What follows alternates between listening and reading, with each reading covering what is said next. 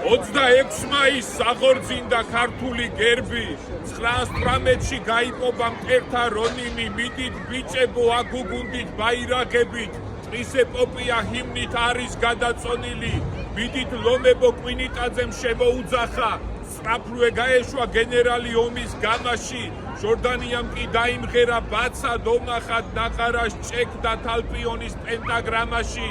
კარლო ჩხეიძემ წარადგინა მთავრობის სია, ნოე ხომერიკს დაეუფლა სამშობლოს ჰანგი, აკაკი ჩხენკელს დაეკისრა დიდი მისია, საქართველო არს მათ გულებში მჭობის საგანი, ასე განათდა ცისკაბადოს სეწვითა სიტყვა, გაერთიანდა ერი თავის დიადემითა,